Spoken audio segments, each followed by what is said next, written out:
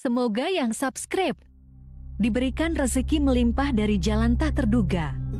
Dan yang like komen, dimudahkan jalannya menuju surga di hari akhir nanti. Siapa yang tak mendengar nama Qorun? Dia adalah seorang sosok kaya raya di zaman Nabi Musa yang namanya melegenda hingga sekarang. Kisahnya diabadikan dalam Al-Quran, bahkan menjadi peribahasa atau ungkapan di masyarakat guna menggambarkan seseorang yang mirip dengan tabiatnya atau menisbatkan harta yang ditemukan terpendam dalam tanah sebagai harta Qorun. Qorun adalah miliarder kaya raya yang hidup sejaman dengan Nabi Musa. Saking kaya rayanya, Qorun setiap kali keluar dari rumahnya, ia didampingi dengan 300 pelayan laki-laki dan 300 pelayan perempuan. Qorun juga dikawal oleh 4.000 pengawal yang diiringi 4.000 binatang ternak ditambah 60 ekor unta yang khusus membawa kunci-kunci gudang penyimpanan harta kekayaannya itu. Itu dilakukan semata-mata sebagai bentuk kesombongan bahwa dialah manusia paling kaya, paling terhormat, dan memiliki pengikut setia. Ia merasa lebih mulia dibandingkan Nabi Musa alaihissalam. Orang-orang tentu saja akan penasaran seberapa banyak harta kekayaan Qorun jika pengawal dan pembawa kunci gudang kekayaannya sebanyak itu.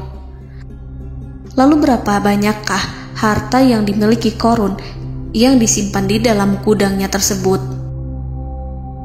Sebelum saya melanjutkan, dimohon untuk menonton video ini sampai selesai supaya tidak ada kesalahpahaman dalam memahami isi cerita, serta mohon bantu channel ini semakin berkembang dengan cara tekan subscribe dan silakan tinggalkan like serta komen positifnya. Semoga dukungan pemirsa Risalah Kehidupan bernilai pahala dan menjadi wasilah dimudahkannya segala urusan pemirsa sekalian. Pemirsa Risalah Kehidupan, di zaman sekarang banyak orang yang mengistilahkan rezeki yang tak terduga dengan istilah harta Qorun. Lalu dari manakah sumber harta kekayaan Qorun yang sangat luar biasa itu? Serta di manakah Qorun dan hartanya ditenggelamkan? Siapakah Qorun dan bagaimana kisahnya dengan Nabi Musa? Qorun merupakan kaum Nabi Musa alaihissalam. Disebutkan oleh Ibnu Juraij, nama lengkap Qorun adalah Qorun ibnu Yashar, ibnu Qahis, ibnu Lawi, ibnu Ya'qub. Ia merupakan putra paman atau sepupu Nabi Musa alaihissalam. Pasalnya, Nabi Musa alaihissalam sendiri adalah putra Imran, sedangkan Imran adalah putra Qahis. Dengan kata lain, Qorun masih satu kakek dengan Nabi Musa alaihissalam, yakni kakek Qahis. Ia adalah umat Nabi Musa yang taat. Tidak hanya memiliki banyak harta, Qorun juga termasuk orang yang cerdas dan berilmu. Ia menguasai ilmu duniawi dan ilmu ukhrawi, dan tercatat bahwa Qorun adalah ahli di bidang kimia. Dirinya tercatat sebagai ahli kitab Taurat setelah Nabi Musa. Kepandaian Qorun dalam ilmu agama membuat dirinya sering disebut dengan ilmu nawir, atau orang yang memberi cahaya dan penerangan. Suaranya terkenal merdu dalam membaca kitab Taurat. Selain itu, Qorun juga lihai dalam berbisnis. Ia mengetahui trik investasi yang menguntungkan, serta jalur perdagangan internasional yang strategis di zamannya. Kekayaan Qorun begitu banyak, sebagaimana tercatat dalam surat Al-Qasas ayat 76. Sesungguhnya Qorun termasuk kaum Musa, tetapi dia berlaku aniaya terhadap mereka. Kami menganugerahkan kepadanya perbendaharaan harta yang kunci-kuncinya sungguh berat dipikul oleh sejumlah orang-orang yang kuat. Dalam riwayat Kaisamah disebutkan, kunci gudang kekayaan Qorun dibutuhkan 60 bigol atau sejenis kuda kecil. Ukuran kuncinya sebesar jari, bahannya terbuat dari kulit, dan setiap kunci digunakan untuk satu gudang. Maka keluarlah Qorun kepada kaumnya dalam kemegahannya. Para ulama tafsir menjelaskan Qarun keluar dengan mewah diiringi dengan 300 gadis berbaju merah dan 4.000 kendaraan kuda. Tak heran, iring-iringan Qarun itu mengundang decak kagum mereka yang gandrung terhadap harta kekayaan. Sebagaimana yang terekam dalam ayat Al-Quran, moga-moga kiranya kita mempunyai seperti apa yang telah diberikan kepada Qarun. Sesungguhnya ia benar-benar mempunyai keberuntungan yang besar. Quran Surat Al-Qasas ayat 79. Namun tak sedikit kaumnya yang mengingatkan. Ingatlah ketika kaumnya berkata kepadanya, janganlah engkau terlalu bangga. Sesungguhnya Allah tidak menyukai orang-orang yang terlalu membanggakan diri atau farihin. Ulama menafsirkan istilah farihin di sana juga berarti takabur, zolim, berbuat kerusakan, arogan, dan tak mau bersyukur terhadap nikmat. Qarun dikisahkan memiliki ribuan kuda yang berisikan emas dan perak. Bila keluar rumah, Qarun selalu berpakaian mewah dan dikawal 600 pelayan dan diiringi 4.000 ekor kuda serta 60 ekor unta yang membawa kunci-kunci gudang kekayaannya. Namun, sayangnya Qarun kemudian membangkang pada Nabi Musa dan menjadi pengikut setia Fir'aun. Mengenai dari mana asal-usul kekayaan Qarun, ada beberapa riwayat yang memberitahukan tentang asal-usul kekayaan Qarun. Sumber pertama menyebutkan bahwa jauh sebelum memiliki kekayaan, Qarun hanyalah seorang lelaki miskin yang tidak mampu menafkahi keluarganya. Anaknya sangat banyak. Lalu suatu ketika Qarun datang kepada Nabi Musa. Ia meminta Nabi Musa alaihi salam untuk mendoakannya agar Allah memberikan harta benda yang banyak.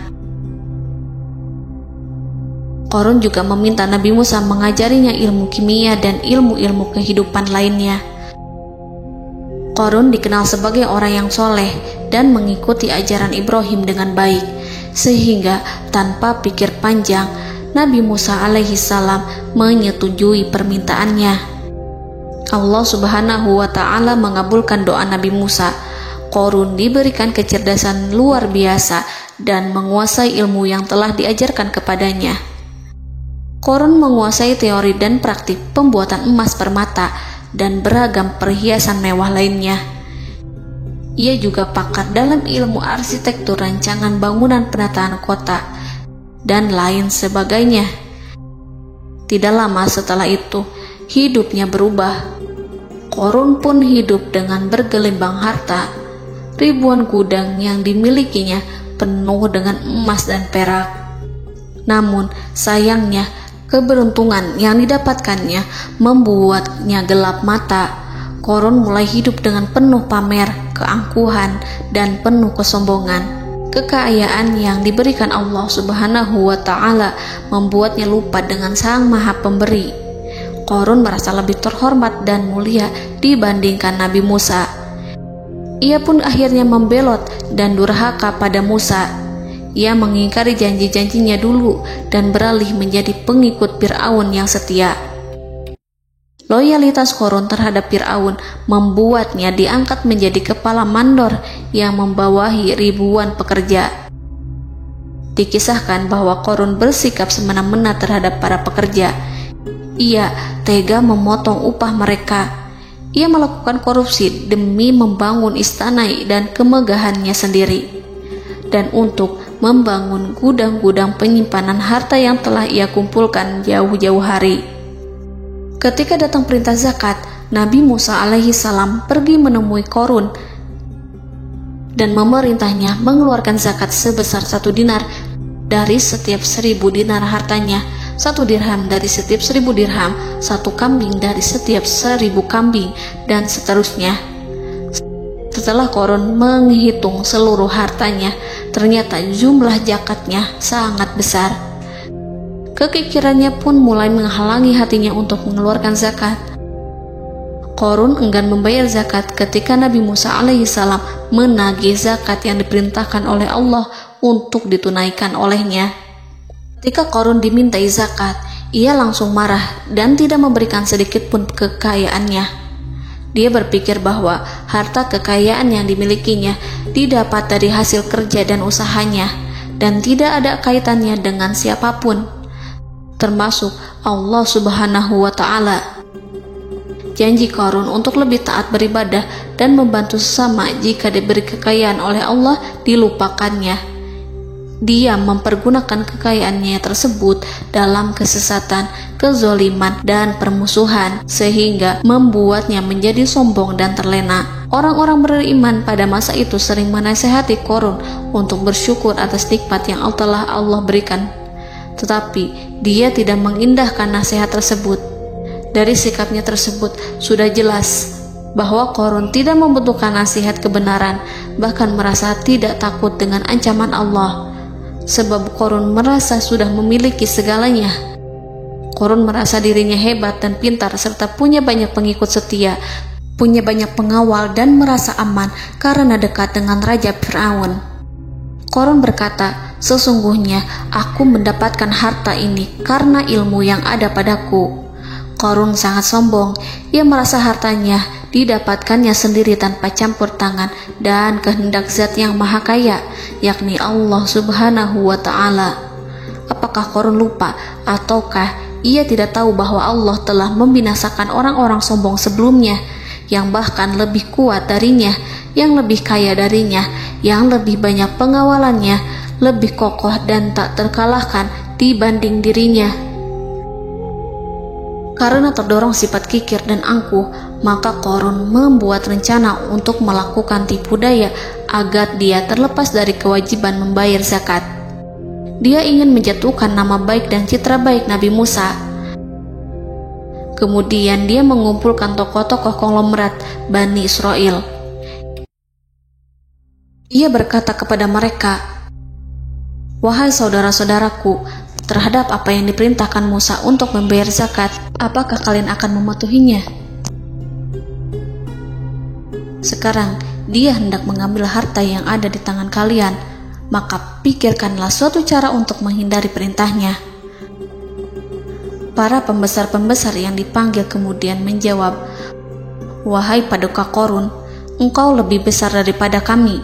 Kami akan melakukan apapun yang kau inginkan." Qarun berkata, "Datangkanlah kepadaku wanita cantik. Aku akan memberinya hadiah besar jika ia berhasil menggoda dan memfitnah Musa." Ketika wanita cantik yang diinginkannya datang, Qarun memberikan kepadanya uang muka sebagai jaminan. Ia akan membayarkan seluruh yang dijanjikannya ketika berhasil menjalankan misinya. Bukan hanya itu, Qarun pun berjanji akan menjadikan wanita ini sebagai istrinya. Keesokan harinya, Qarun mengumpulkan Bani Israel. Setelah itu, Qarun menghadap kepada Nabi Musa seraya berkata, "Orang-orang menanti kedatangan Anda, sampaikanlah saran dan nasihat kepada mereka." Nabi Musa kemudian keluar dari rumahnya. Ia mulai menyampaikan nasihat pada umatnya. Di antara nasihatnya, beliau berkata, "Barang siapa yang mencuri, aku akan memotong tangannya. Barang siapa yang memfitnah, aku akan mencambuknya sebanyak 70 kali.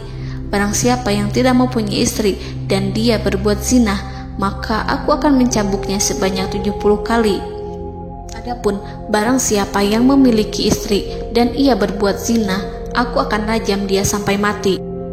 Qarun kemudian berkata, "Apakah ini juga berlaku untuk Anda jika Anda sendiri yang berbuat zina? Apakah Anda akan menerima hukumannya?" Kemudian Nabi Musa menjawab, "Ya, meskipun saya sendiri yang melakukannya." Maka kemudian Qarun memanggil wanita yang telah dibayarnya. Wanita itu berdiri di depan Nabi Musa dan Bani Israel yang telah berkumpul, mengaku sedang hamil karena berhubungan badan dengan Nabi Musa. Maka marahlah Nabi Musa atas fitnah kejam yang diarahkan kepadanya. Kemudian Nabi Musa melakukan sholat 2 rakaat, lalu mendatangi wanita itu dan menyumpahnya agar mengatakan siapa yang menyuruhnya. Wanita itu menjadi ketakutan. Ia bergemetar di depan Nabi Musa dan mengaku bahwa yang menyuruhnya adalah Qarun. Lalu wanita itu bertaubat dan meminta maaf kepada Nabi Musa. Seketika Nabi Musa bersujud seraya berdoa kepada Allah agar menimpakan azab kepada Qarun. Allah memberi wahyu kepada Musa bahwa bumi telah dijadikan tunduk kepada perintah Nabi Musa. Kemudian Nabi Musa berkata kepada bumi, "Wahai bumi, telanlah Qarun beserta kekayaannya, habiskanlah semua." Kala itu Allah menurunkan wahyu kepada Musa alaihissalam untuk memerintah bumi apapun yang diinginkannya.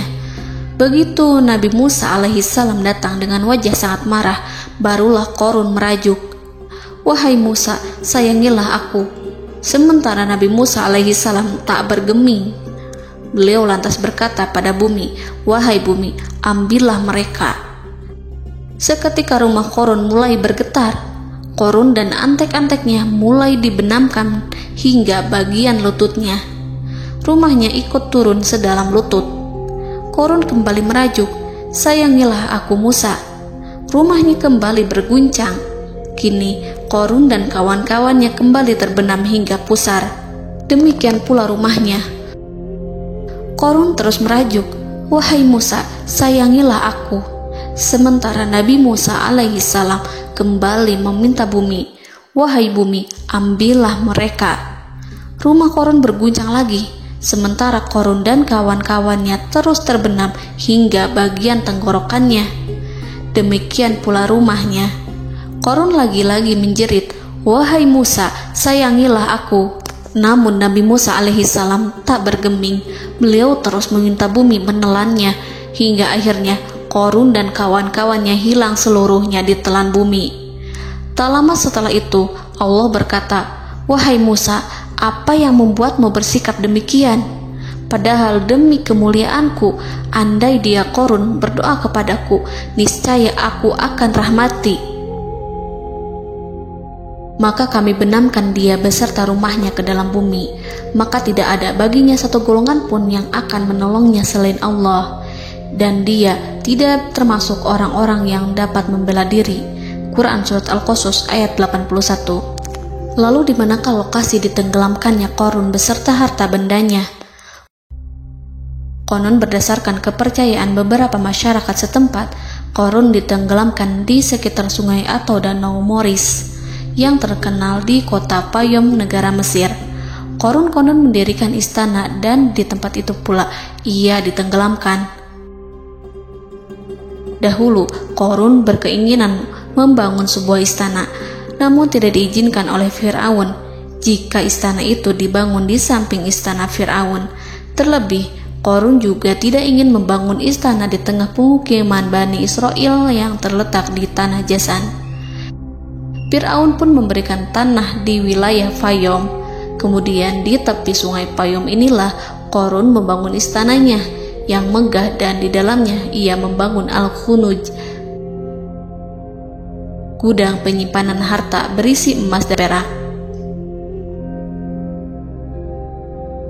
Salah satu bukti arkeologis yang dapat dijumpai di lokasi tersebut adalah runtuhan bangunan yang diduga sebagai tempat tinggal Qarun yang berjarak sekitar 2 km dari Danau Qarun. Menurut beberapa sumber, bangunan yang masih berdiri kokoh tersebut adalah benteng yang dibangun oleh Qarun. Namun ada juga yang mengatakan bahwa bangunan tersebut adalah tempat tinggalnya. Wallahu a'lam. Semoga kita semua dijadikan orang yang Allah mampukan menjadi orang kaya namun tidak seperti Qarun